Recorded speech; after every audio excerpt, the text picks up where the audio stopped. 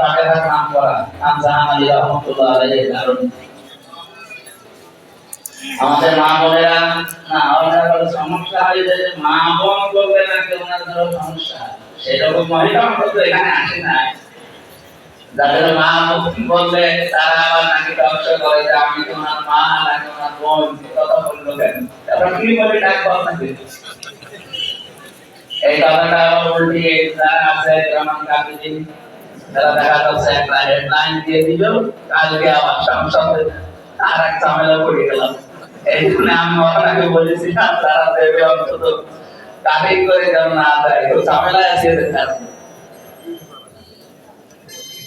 প্রশাসনের যে ভাইগুলো এসেছেন আজকে শৃঙ্খলা দায়িত্বে আছে শোনা আপনাদের বাগেরহাটে আরেকটা অনুষ্ঠান ধর্মীয় হচ্ছে সেটাও যেন আল্লাহ কবুল করে দল মত জাতি বর্ণ ধর্ম নির্বিশেষে কোরআনের অনুষ্ঠান এটা শুধুমাত্র মুসলমানদের জন্য না আদা বায়ানুল লিনাস ওদাল লিনাস মানুষ পদবাক্যে আমরা যারা বিবেচিত তারা কোরআনের অনুষ্ঠানে আমার বিশ্বাস এসেছে এবং তাদের জন্য আমরা কোরআন নাযিল করেছি কোরআনের আলোচ্য বিষয় হচ্ছে মানুষ কোরআনের আলোচ্য বিষয় কি নাকি গরু ছাগল মানুষ কোন মানুষ মরা মানুষ না জীবিত মানুষ আদা বায়ানুল লিনাস নাম আছে নাম ব্যবহার করা জীবিত মানুষের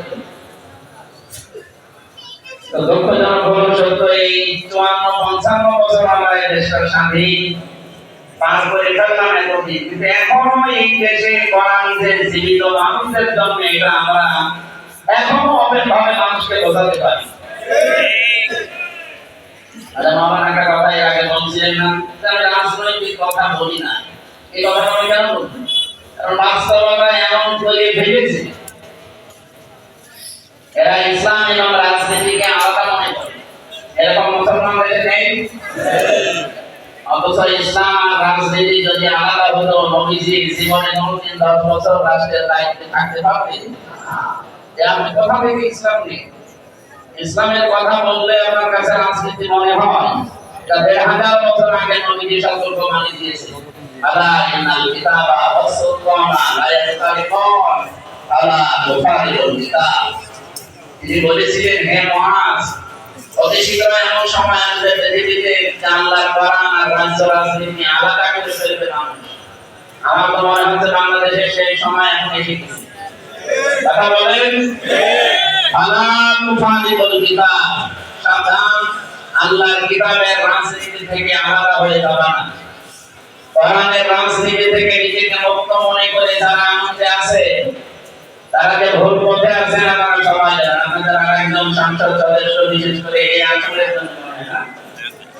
আমাদের রাহাত ভাই এসে গেছে আল্লাহ রাব্বুল আলামিন তাকে যেন দ্বীনের জন্য কবুল করেন আমিন আপনারা এক জায়গায় বসতে দেন আমরা ঘন্টা খানিক কথা শুনতে পারবো না তেলাওয়াতকৃত আয়াতের উপরে আমরা তাফসীর আকারে কথা বলবো ইনশাআল্লাহ সম্মানিত ভাইরা আমরা কথা দিয়েছিলাম কোরআনের রাজনীতি থেকে আলাদা হওয়ার কোনো সুযোগ নেই না প্রমাণ আপনাদের অ্যাডভোকেট আব্দুল ওদুদ উনি কি নির্বাচনে এবার পাস করেছে না ফেল করেছে ফেল করেছে সত্য কথা বললাম অনেক ফেল করার পরে অনেকে রাজনীতি ছেড়ে দিয়েছে কারণ অনেক তো এমপি হওয়ার জন্য আমি ভোটে দাঁড়িয়েছি এই জন্য ওনারা থাকলে ওনারা ভোট দেওয়া যায় অনেকটা এমালত মনে করে রেখেছে অন্তত যেদিন আয়াত পড়েছে বলেন না সালাতি ওয়া নুসুকি ওয়া মাহইয়া ওয়া মামাতি লিল্লাহি রাব্বিল আলামিন আমরা এই আয়াতটাকে বিশ্বাস সহকারে পড়েছি আমি আমার নিজেরটা বলছি 2024 সালের অক্টোবরের 13 তারিখে আয়াত যখন আমি আমিরে জামাতের কাছে পড়ি মন থেকে এর আগে তো কতবার পড়েছি এই পড়ার পরে আমার ভেতরে যে অনুভূতি তৈরি হয়েছে এর আগে কিন্তু এটা তৈরি হয়নি সুতরাং এইটা পড়ার পরে তো আমার নামাজ আমার কোরবানি ত্যাগ প্রতীক্ষা এই যে কোরবানির ভেতরে ত্যাগ প্রতীক্ষা রাজনীতি সমাজনীতি পরিবার নীতি ব্যবসা নীতি সব আছে আমি যে বেঁচে আছি আমি যে মরে যাব সব আমার ভগবানের জন্য নাকি কার জন্য? সব অলরেডি আমি আল্লাহর জন্য দিয়ে দিয়েছি। সুতরাং আমি এমপি হলেই কি আর ফেল করলেই কি আমার কোনো অসুবিধা নেই। আমার জীবনে লস বলে কিছু নেই। আমার কথা বুঝতেছে? আমাদের কোশ্চেনে 4টা আসন, 3টা আসনে বাংলাদেশ জামাত ইসলামী তারা পাস করেছে, একটা ফেল করেছে। কিন্তু দিকেই ব্যর্থ না।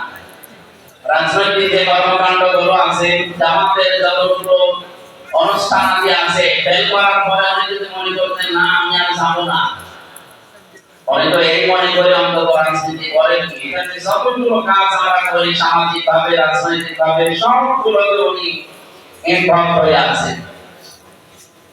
সমাজে বাগেরহাটবাসী যেহেতু সবাই এসেছি কোরআন কারীম শোনার জন্য, জীবিত মানুষ ঠিক এসেছি, দাঁড়ানে এসেছি, এখানে মরা কোনো মানুষ আছে না। আর কোরআন শরীফ আল্লাহ মরা মানুষের জন্য দেয়, এসেছে জীবিত মানুষ। এই জীবিত মানুষদেরকে আমরা যেন কোরআন যেভাবে বোঝানো উচিত ওইভাবে বোঝাতে পারি সেই চেষ্টা আমরা চালাই। অনেকে এটা এই 17 বছর তো হতেই দেয়নি, তাফসীর মাহফিল নাম শুনলে তাদের ভয় পেয়ে, আর তাফসীর শব্দের শাব্দিক অর্থ হচ্ছে খুলে ফেলা, ওপেন করা, আবরণ আছে আবরণ ফেলে দেওয়া। আমাদের এই দেশে এই পৃথিবীতে যারা বিভিন্ন আবরণ নিয়ে বসে আছে, তাফসীর করবে তাদের আবরণ খুলে যাবে। কেউ শিরকের আবরণ দিয়ে, কেউ কুফরের আবরণ দিয়ে, কেউ বেদাতের আবরণ দিয়ে, কেউ মানুষের তৈরি করা আবরণ দিয়ে নিজেদেরকে আড়াল করে রেখেছে, বুঝতে দেয় না। এই কথা বলা যাবে না, এমনিতে আপনারা আওয়াজ করতে না, ওই জায়গায় বসে না দাঁড়িয়ে থাকেন, কথা বলবেন। আবার কথা বলেন, চুপ করেন, কথা বলবেন। আমাদের সমাজে যদি বলা হয়ে যায় হোয়াটসঅ্যাপ কথা বলা যাবে না। আমরা আশা করছি এতদিন যেভাবে আমাদেরকে অনেকে ধোঁকা দিয়ে বোকা বানিয়ে রেখেছিল, এটা যেন আগামীতে কেউ দিতে না পারে। আমরা শুধু আমরা মরা মানুষ মরে গেছে তারা, তাদের জন্যই কোরআন পড়বো না, ওদের জন্য আল্লাহ কোরআন দেয়নি, দিয়েছে জীবিত মানুষদের জন্য। আদা বয়ান করতে নাম কবুদাও মাওফিজাতুল লিল মুত্তাকিন। এখানে দুইটা কথা আল্লাহ দিয়েছে। এই বর্ণনা এই বক্তব্য আমি মানুষের জন্য দিলাম। এখানে হেদায়েতের পথ নির্দেশিকা দেওয়া আছে, আর ওয়াজ করা আছে মুত্তাকিদের জন্য। মুত্তাকি দ্বারা আমরা যদি এই আয়াতের ভেতরে আছে কোন পয়েন্ট ইনশাআল্লাহ বলবো। আমার আজকে আলোচনার বিষয় দুইটা আয়াত পড়েছি, সূরা ইউনূসের 14 নম্বর আয়াত, সূরা রুমের 40 নম্বর আয়াত। যে কোনো একটা আয়াতের উপরে আমরা তাফসীর আকারে কথা বলার চেষ্টা চালাবো। ওমা তাওফীকি ইল্লা বিল্লাহ। যেহেতু সবাই এসেছে আমরা জীবিত মানুষ, কোরআনে কারীম জীবিত মানুষদের জন্য আল্লাহ দিয়েছে, এখানে খুশি হয়ে বলেন আলহামদুলিল্লাহ। নবী বলেন ইন্নাল্লাযী লাইসা ফী তাওফীহি শাইউন মিনাল কুরআনি কাল বাইতিল করিম। যে অন্তরের ভেতরে কোরআনে কারীম নেই ওটা মানুষের অন্তর বলা যায় না, ওটা উজাড় গৃহ, শয়তানের ঘর। এই যে কোরআনের জ্ঞান যেখানে নেই ওটা দেখতে মানুষ মনে করে কি হবে, ওটা আসলে আল্লাহর দৃষ্টিতে নবীজির দৃষ্টিতে মানুষই না, ওর পুরা অন্তরটা উজাড় গৃহের মতো। বাগেরহাটবাসী আজকে একটা দুঃখ পেয়েছি, টকশোতে দেখতে আমাদের এক বোন, উনি অবশ্যই ইসলাম সম্পর্কে জানি না, এই কারণে এই কথা উনি বলে ফেলেছেন যে সাদাবাজি চাইতে নাকি যাকাত খারাপ। এই কথা বলতে পারেন? যাকাতকে আমির হামজার কোন তৈরি করা বিধান? নামাজের কথা আল্লাহ 82 বার কোরআনে কারিমে ডাইরেক্ট ইনডাইরেক্ট দিয়েছেন, যাকাতের কথাও আল্লাহ ডাইরেক্ট ইনডাইরেক্ট 82 বার দিয়েছেন। নামাজের কথা বলতে হয়তো দেশে এতক্ষণ হলস্থুলুস লেগে যেত, কেউ যদি বলতো যে নামাজে মানি না, আপনি তো যাকাতের সাথে সাদাবাজির যে তুলনা দিয়েছেন এই কথা কোন জায়গায় লিখেছে আপনি কি পাচ্ছেন? যদি অলরেডি শুরু হয়ে গেছে বিভিন্ন জায়গায়, আশা করছি আমাদের ওই মন তওবা করবেন। উনি যদি আল্লাহর বিধান নিয়ে কটূক্তি করার পরে ফিরে না আসে, ওনার বাকি ব্যবস্থা দেশের মানুষ করবে।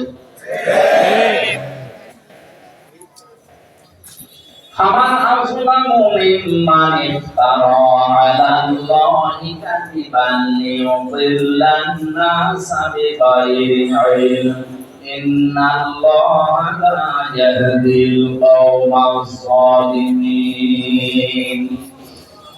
সূরা আনামের 144 নম্বর আয়াতের শেষের দিকে আছে রব্বুল আলামিন বলেন, আমি আল্লাহর সৃষ্টিতে পৃথিবীর সবচেয়ে বড় জালেম ওইটা। রব্বুল আলামিন এখানে নাম দেয়নি, এখানে আমার আল্লাহ নরেন্দ্র মোদীর নাম দেয়নি। ফামান আযলামু, আল্লাহর দৃষ্টিতে ইসমে তামসিল দিয়েছেন আল্লাহ সবচেয়ে বড় জালেম ওইটা। মিম্মান ইফতারা আলাল্লাহি কাযিবান, যে ব্যক্তি আল্লাহর সম্পর্কে একটা মিথ্যা তথ্য মানুষের কাছে ছড়ায়। আল্লাহ বলেন কেন ছড়ায় জানো? ইউদিল্লান নাসা বিগাইরি ইলম, পথভ্রষ্ট করার জন্য, মানুষদেরকে গোমরাহ করার উদ্দেশ্যে, জ্ঞান না থাকার কারণে। যে মানুষটা যাকাতের সাথে সাদাবাজির তুলনা দিল, বলেন তো ওকে যদি বলা হয় সূরা ফাতিহা শুদ্ধ করে পড়ে পড়তে পারবে? আমাদের একজন সংসদের জন্য একটা আয়াত পড়ছিল, দেখলাম মনে হচ্ছে আয়াতটা বলুন আমি বলব এই আয়াত লোক ওরা তাদের জন্য হাত পড়ে তো ঠিক ছিল, এর পরে সকলে শুনি আমরা যারা বাংলায় না তাও তার মুখে দিকে তাকিয়ে ওরা তাহমদুল হক।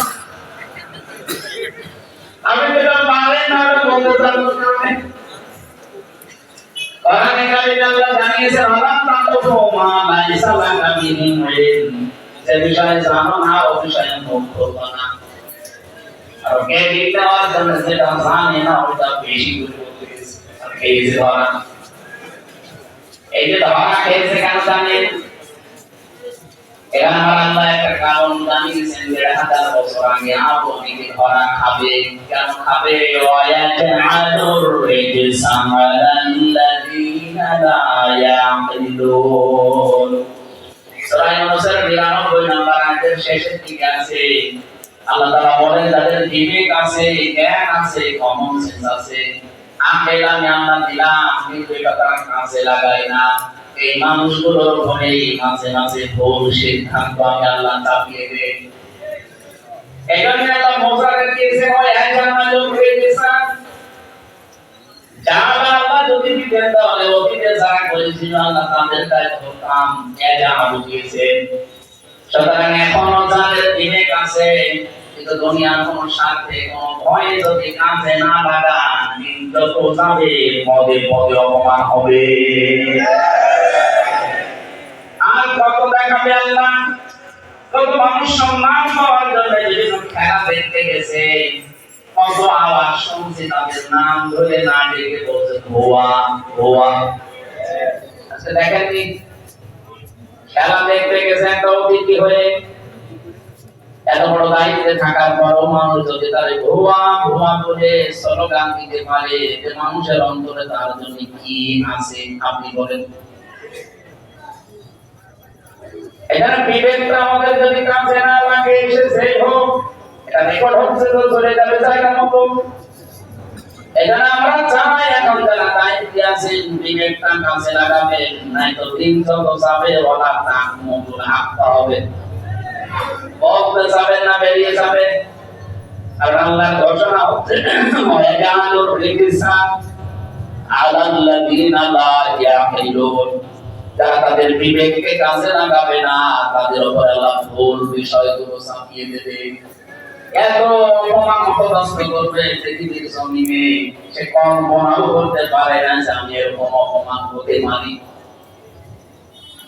আমরা আশা করবো যারা কোরআনের জ্ঞান নেই এই বিষয়ে আপনি মুখ খুলতে যাবেন না। বাংলাদেশ এখন যে পর্যায়ে এসে দাঁড়িয়েছে, আমি যে হাদিসকে আরম্ভ করেছিলাম এর ব্যাখ্যা কয়েক মিনিট একটু বলি হেদায়েতের জন্য।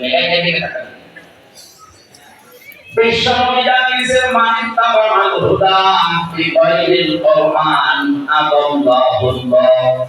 এই বিষয়ে হাদিস, কোন মানুষ যদি কোরআন বাদ দিয়ে পৃথিবীর কোন জায়গায় ভালো হওয়ার নিয়তে যায়, আর কোরআনের কর্মসূচি কোরআনের নিয়ম নীতি যদি ওখানে না চলে, তার নিয়ত যদি ভালো হয় আল্লাহ নিজে দায়িত্ব নিয়ে তাকে খারাপ বানিয়ে দেয়। শব্দের দিকে খেয়াল করেন তো, যদি নবী বলতেন দল্লা ইয়াদুল্লু, বাংলা অর্থ আসলে আপনি নিজেই নিজেকে খারাপ বানিয়ে ফেলেছেন, নিজেই নিজেকে গোমরা বানিয়ে ফেলেছেন। শব্দটা দল্লা ইয়াদুল্লু বাবি পাল, বাবি পাল থেকে কোন শব্দ যদি আসে আমি তাকে জিজ্ঞাসা করেন বাংলা অর্থ দাঁড়ায়, আপনি হয়তো গিয়েছিলেন ভালো হওয়ার নিয়তে, কিন্তু কোরআন সেখানে ছিল না, কোরআনের আসল নিয়ম নীতি চলতো না। এজন্য আল্লাহ নিজে দায়িত্ব নিয়ে আপনাকে আরো খারাপ বানিয়ে দেবে। হেদায়েতের একচ্ছত্র মালিকানা কার? এটা কোন নবীকে আল্লাহ দিয়েছে? কোন ফেরেশতাকে? না। বিশ্ব নবীর মতো এত বড় পাওয়ারফুল নবীর হাতে আল্লাহ হেদায়েত ছেড়ে দেয়নি, তাহলে তার চাচাকে তিনি হেদায়েত দিতে পারতেন? চেষ্টা কম করেননি চাচার জন্য। চাচার একেবারে মাথার কাছে বসে বসে তিনি বলেছিলেন ইয়া আম্মি আবি তালিব কুল লা ইলাহা ইল্লাল্লাহ হাজ্জুল্লাকা ইনদাল্লাহি ইয়াওমাল কিয়ামাহ। রাওয়াহু বুখারী। এই চাচা সরে বলা লাগবে না, আশপাশে বহু মানুষ দাঁড়িয়ে আছে, শুধু আমার কানের কাছে মুখ নিয়ে আস্তে করে আল্লাহর স্বীকৃতি দেবে লা ইলাহা ইল্লাল্লাহ মুহাম্মাদুর রাসূলুল্লাহ কে বলা লাগবে না। আমি হাদিসের ব্যাখ্যাটা পড়ে নবী ওই সময় তাকে বলেছিলেন আপনি শুধু লা ইলাহা ইল্লাল্লাহ বলেন, আল্লাহর স্বীকৃতিটা দিয়ে দেন, আমার রিসালাতের ঘোষণা আপনার মুখে লাগবে না, আমি নিজে এটা মেনে নিলাম। আপনি শুধু আল্লাহর ঘোষণা দেন, কিয়ামতের দিন ঝগড়া করে আপনাকে আমি জান্নাতে পৌঁছিয়ে দেব। লোকটা পড়ে নাই, পাশে দাঁড়িয়ে ছিল আবু জাহেল আর আবু সুফিয়ান। ডাক দিয়ে বলে নেতা পড়বা, সারা জীবন বাপ দাদার ধর্ম অনুসরণ করলে এখন বাহাদিসারে নতুন ধর্ম গ্রহণ করে কলঙ্কিত হবা। মানুষ সবাই কাপুরুষ বলবে, হিরো বলবে। আজকে যদি মারা যাও সারা বছর মানুষ তোমাকে নিয়ে ঠিক গালি দেবে। লোকটা ডাক দিয়ে বলে ভাতিজা মুহাম্মদ আমাকে মাফ করে দিও, আমি করতে পারলাম না। নবীর মন খারাপ হয়ে গেল। আমার প্রশ্ন, মাফ করার মালিক কি নবী? কে? কোরআনে কারিমে আয়াত আমার আল্লাহ নাযিল করে জানিয়েছেন ইন্নাকা লা তাহদি মান আহবাবতা ওয়ালাকিন্নাল্লাহা ইয়াহদি মান ইয়াশা। হে নবী, আপনি যাকে ভালোবাসেন তাকে হেদায়েত দিতে পারেন না, কারণ হেদায়েত আমি আল্লাহ নিজের হাতে রেখে দিয়েছি, আমি যাকে চাই তাকে দান করি। আল্লাহ আলামুল মুহতামিন ইসলাম দিয়েছেন, আপনার জায়গা অনেক ভালো জানেন যে হেদায়েত পাবে কে। এই লোকটা আপনার চাচা, আমি জানি যে সারা জীবন আপনাকে বলে নিয়ে পিঠে নিয়ে মাথায় নিয়ে বড় করে জানিয়ে দিয়েছি। আমি হাদিসের জড়িয়ে দুর্বল শিক্ষার জন্য বলছি, এদিকে তাকান। কিয়ামতের দিন এই লোকটা পায়ের নিচে জাহান্নামের দুটা ফিতা আল্লাহ লাগিয়ে দেবেন, মাথার মগজ পর্যন্ত পড়তে থাকবে। এই হাদিসের ব্যাখ্যা যিনি করেছেন, আমি আবার বলছি যদিও দুর্বল শিক্ষার জন্য বলছি,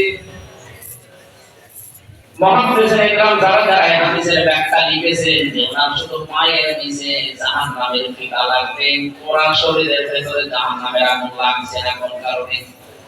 কারণ এই লোকটা সারা জীবন নবীজিকে মাথায় নিয়েছে, পিঠে নিয়েছে, বুকে নিয়েছে, চুমা দিয়েছে, কোনোদিন পায়ের কাছে রাখে নাই।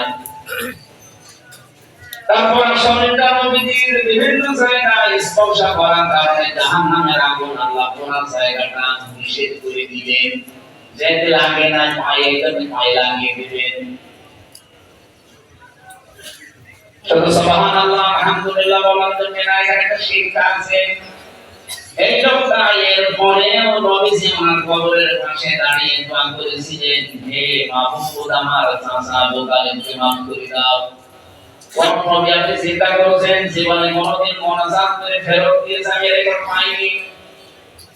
অথচ তিনি আজ হাত তুলে মোনাজাতে বলছেন আল্লাহ আমার চাচা আবু তালিবকে মাফ করে দেন। সঙ্গে সঙ্গে জিবরাইল এসে বলে হে নবী হাত নামান, কার জন্য হাত তুলেছেন? এই লোকটা আপনার চাচা আল্লাহ জানে। সারা জীবন আপনাকে বাড়িতে রেখে রেখে লালন পালন করেছে, কোলে নিয়ে কাঁধে নিয়ে পিঠে নিয়ে মাথায় নিয়ে আল্লাহ দিয়েছে, কিন্তু লোকটা মুশরিক। আপনি এত করে বললেন কিন্তু সে পড়ে নাই, আমার আল্লাহ এর জন্য তাকে মাফ করে নাই। এরপরেও নবীজি যখন হাত তুলে মোনাজাতে বারবার এই কথা বলছিলেন, আয়াত নাযিল হয়ে তাকে আল্লাহ একেবারে সরাসরি নিষেধ করে দিলেন, মা কানা লিন-নাবিয়্যি ওয়াল্লাযীনা আমানু আলিয়াস্তাগফিরু লিল-মুশরিকিন। আয়াত সূরা তাওবার 113 নম্বর আয়াতের প্রথম অংশে আছে। এটা ইবনে কাসির তাফসীরে দেখবেন, রব্বুল আলামিন বলেন, হে নবী, শুধু আজকে থেকে আপনার জন্য না, কোন নবীর জন্য, কোন ঈমানদারের জন্য এটা জায়েজ নেই, সহনীয় না, উচিত না, কোন মুশরিকের জন্য ক্ষমা চাবে। অলকানুল করবা, যদি ওটা নিজের নিকট আত্মীয় হয়, এই লোকটা আপনার চাচা আমি জানি, কিন্তু লোকটা তো মুশরিক। এত বড় পাওয়ারফুল নবীর জবাব যদি আল্লাহ ফেরত দেয় যে চাচা মুশরিক, হবে না কবুল। বাংলাদেশে আমি আইনটা পড়ার পর আমার আফসোস হয়, এই দেশে টাকা মুশরিক হয়ে যায়, অনেক আলেম ওলামা আমরা আছি, দোয়া করে তাদের জান্নাতে দিয়ে আসি। মনে হয় যে টাকা নিয়েছে, আজকে এখানে বাদ দিয়ে যে জায়গায় আলোচনা হচ্ছে, আমি কাউকে ছোট করা, কারো করা, বড় করার জন্য না, বাস্তবতা তুলে ধরছি। ওই মানুষগুলোর রাজনৈতিক দর্শনের ভেতরে একটা শিরিক আছে, তা হচ্ছে ক্ষমতার উৎস জনগণ। এই মানুষগুলো তার সামনে যারা বসবে তাদেরকে প্রথমে এই কথাটা বলা উচিত, যেখানে আমার সামনে যদি কেউ মুশরিক থাকে, কোন বিষয়ে শিরিককারী থাকেন, আমি এত বড় মাওলানা না, আমার বাবা এসে ওয়াজ করলো, আপনার কিছু হবে না। সুতরাং এখান থেকে এখন শিরিক মুক্ত জীবন গঠন করেন। হয়তো সামনে থেকে প্রশ্ন আসতে পারে, কই এখানে তো কোনো মুশরিক নেই। আপনি কি বাস্তবতা বোঝেন মুশরিক কাকে বলে? শিরিক যে লোকটা করে সে মুশরিক। আর মুশরিক যদি কোনো মানুষ হয়ে যায়, তার সব গুনাহ মাফ করে দেবে, কিন্তু শিরিকের এই গুনাহ মাফ হবে না। মুশরিকের জন্য জান্নাত হারাম, জাহান্নাম ওয়াজিব। এটাকে আজকে শুনলেন না, আগে শুনেছেন? ইন্নাহু মান ইউশরিক বিল্লাহি ফাকাদ হারামাল্লাহু আলাইহি জান্নাহ ওয়া মাওয়াহুন নার, এমনকি ওয়া মা লিয-যালিমিনা মিন আনসার। সূরা মাইদা এসেছে, যারা শিরিক করবে এদের জন্য আল্লাহ জান্নাত হারাম ঘোষণা দিয়েছেন, আর জাহান্নাম তাদের আবাসস্থল হবে, আসল জায়গা। কেউ তাদেরকে সাহায্য করবে না। এই শব্দ কথাগুলো সারা বাংলাদেশের সব নামধারী মুসলমানদের সামনে আমরা যদি বারবার উচ্চারণ করতে পারতাম, যারা বুঝে হোক না বুঝে হোক শিরিক করছে, আরে হেদায়েতের মালিক তো আমিও না, আমার তো হক কথা প্রচার করা লাগবে। এক কথা বলে 10 বার বললে তার কেমন করে আঘাত লাগবে কি? আমি এত বড় বাবা আর ওয়াজ শুনছি, অথচ আমি মুশরিক। দেখি তো আমার শিরিক কোন কোন কাজে আছে, আমি ছেড়ে দেই। এক কথায় ফতোয়া দেই, আল্লাহ যেটা পারে ওইটা অন্য কেউ পারে, এই বিশ্বাস করার নাম শিরিক। এই কথা বলে দেখেন, আল্লাহ যেটা পারে ওইটা অন্য কেউ পারে, আগে ধরে বলে না। আমি দর্শকের কথা বলতে একটু পড়তে গিয়েছিলাম এই শিরিকের বিষয়টা অনুধাবন করার জন্য। উনি একজন বিসিএস ক্যাডার, ওনারে বললাম, স্যার আপনি অনেক জ্ঞানী মানুষ, আপনি শুধু কোরআন শরীফটা একটু বাংলায় পড়বেন, আরবিতে তো পড়তে পারবেন না। আমার বলছে ঠিক আছে, আমি শেষ করে আপনাকে জবাব দেব। 3 মাস পরে ওনারে কল দিয়ে বললাম, স্যার কি অবস্থা পড়েছে? আমারে বলছে, মাওলানা আমি মুসলমান হয়ে গেছি। মুসলমান হয়ে গেছি মানে এখান থেকে কুষ্টিয়ায় 10 থেকে 100 কিলোমিটার, এত দূর যাবো, আসবো, দেরি হয়ে যাবে। কোরআন শরীফ আমি 3 মাসের ভেতরে কয়েকবার বাংলাটা পড়েছি। সূরা হজের 73 নম্বর আয়াত 50 বার পড়েছি। যতবার পড়ি আমার মনের ভেতরে উপমতা হয়। কি একটা উদাহরণ আল্লাহ ওই জায়গায় দিয়েছেন, এলাকায় যদি অন্য ধর্মের কেউ থাকেন তাকে আমি একটু উদ্দেশ্য করে বলতে চাই, থাকতে পারে, তার রেকর্ড হচ্ছে আরো যাবে। যে তোমার বলছিলেন আমার আগে যিনি কথা বললেন যে আমাদের টার্গেট শুধু মাওলানা রেজাউল করিম বললেন না যে শুধু আমাদের টার্গেট মুসলমান না, আমাদের টার্গেট মানুষ যারা তারা এই তো কি মানুষ না একদম বলে রব্বুল আলামিন বলেন ইয়া আইয়ুহান নাস দরিবা মাসালুন ফাসতামিউ লা। আল্লাহ বলেন হে মানব মণ্ডলী ও ভালো করে শোনো, ফাসতামিউ লা দিয়েছে ও ভালো করে শুনবা। আমি একটা উদাহরণ দেই তোমাদের সামনে, এই উদাহরণটা থেকে পিছন নেওয়ার চেষ্টা করো। ইন্নাল্লাযীনা তাদউনা মিন দুনিল্লাহ, নিশ্চয় যারা ডাকে আল্লাহ বাদে অন্য কাউকে, লা ইয়াতরুবু দুআবা ওয়ালা ইজতানুরা, এরা কিন্তু একটা মাসি পর্যন্ত বানাতে সক্ষম না যদি তারা সব এক জায়গায় হয়ে চেষ্টা করে। তারপরে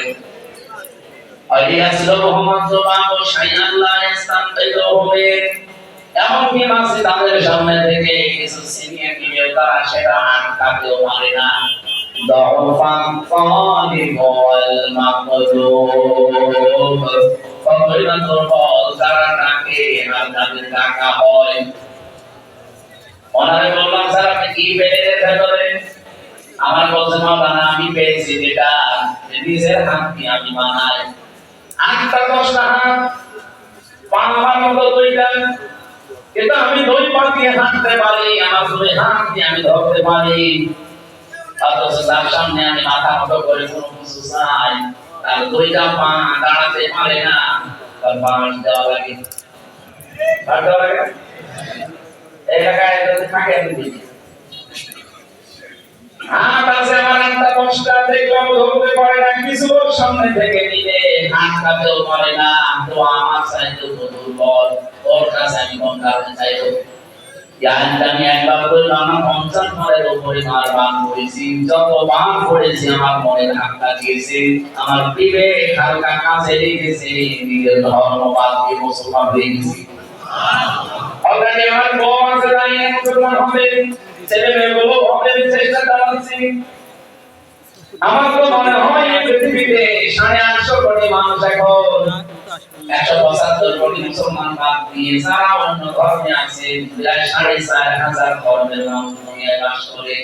ওরা যদি তাদের বিবেকটাকে একটু হালকা কাছে লাগায়, আপনার মুখে বলবো আমার মনে হয় কিছু লাগবে না, পৃথিবীর বড় ধর্মে আর মানুষ থাকতে পারে না ইসলাম বাদ দিয়ে। আমি যে কথা তুলেছিলাম আমার সামনে, আল্লাহ যেটা পারে ওটা অন্য কেউ পারে না। মাসি বানাতে পারে কে? আল্লাহ। কেউ একটা মাসি বানাতে পারে না। উনি এইটা বুঝেছিলেন যে আল্লাহ যেটা পারে ওটা অন্য কেউ পারে না। এমনকি আল্লাহ যেটা আল্লাহ সব যদি এক জায়গায় হয়ে চেষ্টা করে তাও না। রব্বুল আলামিন আমাদেরকে এখানে যেটা জানাতে চেয়েছেন, এটা শিরিক মুক্ত জীবন তৈরি না করলে নবীর দোয়া যদি সাসার জন্য আল্লাহ ফেরত দিয়ে দেয়, আমি হামজা তার বাবার জন্য দোয়া করলেও কাজ হবে না যদি বাবা মুশরিক থাকে। এবার নবীর দোয়া কবুল হয়েছে বাবার জন্য, বাবা মুশরিক ছিল এর জন্য নবীর দোয়া আল্লাহ ফেরত দিয়েছে। হয়নি ও বাংলার মানুষেরা, শত্রু হয়তো আপনারা আমাদেরকে ভাবতে পারেন মনে করে যারা ক্ষমতায় আপনার সিয়ারে আপনার ভাগ বসত না। আল্লাহর কসম আমরা আপনাদেরকে অনেক ভালোবাসি। এটা মাঝে মাঝে আপনাদেরকে ভুল করি, এটা শুধু আপনাদের জন্য না, আমার নিজের জন্য। তাই দুইটা নৌকা চলছে, দুইটা নিচতলাতে আপনারা 50 জন আছেন, উপরে আছে আমরা মাত্র 10 জন। পানি নেওয়ার সিস্টেম উপর তলায়। এখন যদি আমরা উপরে 10 জন মিলে আপনাদের 50 জনকে বলি যে কি বারবার ডিস্টার্ব করে, পানি তো নিচে আছে, একটা দরজা খুলে দিলেই তো হয়। এবং তাইলে যদি বলে ঠিক আছে বারবার ডিস্টার্ব হয়ে যাচ্ছে, তোমরা এরকম কথা বললে ওরা আসবে না।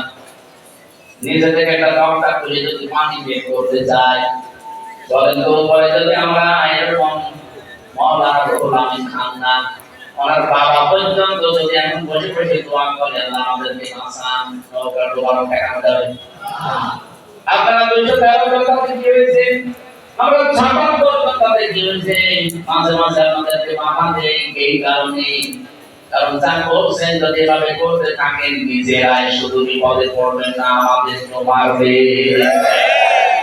এই জন্যই তো বলা হয়, শুধু জীবন বলবেন না, আপনি জান্নাত পেলে আমার কোনো লাভ আছে, আপনি জাহান্নামে গেলে আমার কোনো লস আছে। এই শুনে আপনার এই শত্রু মনে করেন আপনি শুধু নিজেকে বাঁচানোর জন্য তো বলছি না, আমার নিজেরও তো বাঁচা লাগবে। কারণ আপনাকে যদি এই মুহূর্তে আমি বাধা না দেই, যা করছে অনেক আল্লাহর বিরুদ্ধে যেভাবে অবস্থান নিয়েছে অলরেডি, যদি সত্যি আমরা বর্তমান থেকে বলি যে যা করছে করুন, লা ইলাহা ইল্লাল্লাহ, কাউকে কিছু বলবো না, নিচে 50 জন ঢুকবে না, আর যদি আমরা উপরে 10 জন ঢুকবো। শুধু আপনাকে বাঁচানোর জন্য আমার না, আমার নিজেকে বাঁচানোর জন্য এই পরীক্ষায় অবতীর্ণ হওয়া লাগবে। যদি বাধা দেওয়া লাগে বাধা দেবো, যদি মারামারি করা লাগে মারামারি করবো, তারপরে নিচ দিয়ে পানি উঠতে আমরা দেবো। কথা বুঝতেছেন? আমার এক কথায় জবাব ছিল কি, আল্লাহ যেটা পারে ওটা অন্য কেউ পারে, এই বিশ্বাস করার না শিরক। বলে তো আল্লাহ কি কি পারে? আজকের তেলাওয়াতে আয়াতে আল্লাহ কি কি পারে এই কথাগুলো তিনি তুলে ধরেছেন। আমি এক কথায় জবাব দিতে চাই, যেহেতু এই পৃথিবী যেহেতু বানিয়েছেন আমার আল্লাহ।